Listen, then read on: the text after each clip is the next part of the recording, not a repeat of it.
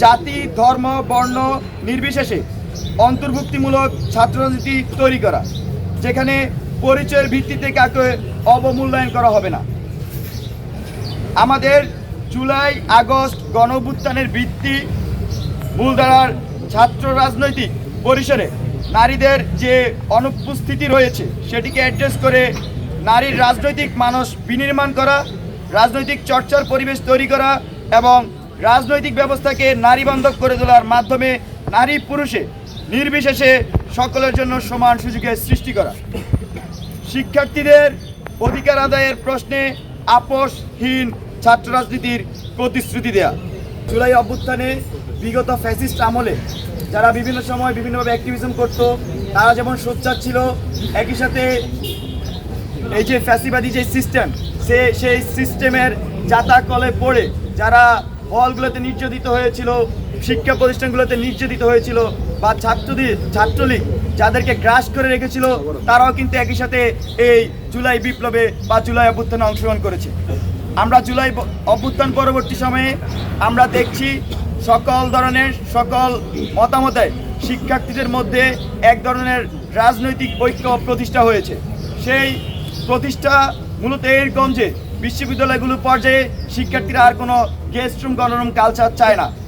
Online এবং অফলাইনে আমরা ঢাকা বিশ্ববিদ্যালয় সহ বাংলাদেশের বিভিন্ন শিক্ষা প্রতিষ্ঠানে এই কার্যক্রম পরিচালনা করব। বিশেষ করে আমাদের ঢাকা বিশ্ববিদ্যালয়ের টিএসসি, কার্জন, মুকাররম, মোতাহের, কলাভবন, এফবিএস সহ জাহাঙ্গীরনগর, জগন্নাথ, তারপর ঢাকা শহরের যে প্রাইভেট বিশ্ববিদ্যালয়গুলো আছে, কলেজগুলো আছে, এছাড়াও আমাদের সারা দেশে যে সকল পাবলিক বিশ্ববিদ্যালয় আছে সবখানে আমাদের এই কার্যক্রম পরিচালিত হবে। আর মাদ্রাসাগুলোতে আমাদের এই কার্যক্রম পরিচালিত হবে। পাশাপাশি আমাদের এই সংগঠনের কয়েকটি বৈশিষ্ট্য আমরা আজকের এই সংবাদ সম্মেলনের মধ্যে দিয়ে উল্লেখ করতে চাই। তার মধ্যে আমাদের এই ছাত্র সংগঠন কখনোই লেজুর ভিত্তিক ছাত্র রাজনীতি তারা করবে না। আমাদের এই ছাত্র সংগঠন একটি স্বতন্ত্র ছাত্র সংগঠন হিসেবে আত্মপ্রকাশ করবে।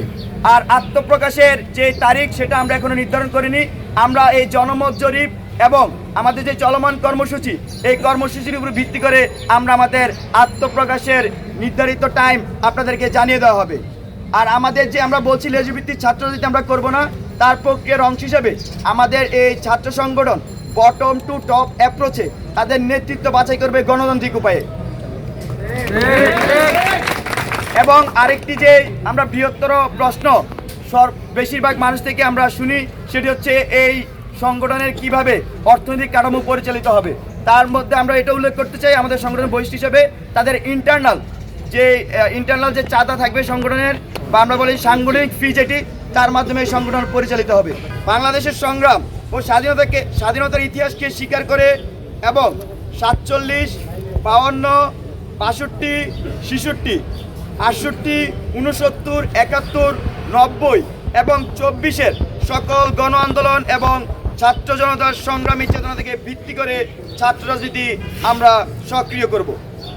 ফ্যাসিবাদকালীন সকল শিক্ষা পরিসরে পরিকল্পিতভাবে যে রাজনৈতিক ডিসএম্পাওয়ারমেন্ট করা হয়েছে এবং গণতান্ত্রিক ব্যবস্থার শিক্ষার্থী সংসদ কাঠামোকে অকার্যকর রাখা হয়েছে, নতুন রাজনীতিতে শিক্ষা প্রতিষ্ঠানগুলোতে শিক্ষার্থী সংসদ কাঠামো পুনর্বহালের সর্বোচ্চ গুরুত্ব আরোপ করা হবে।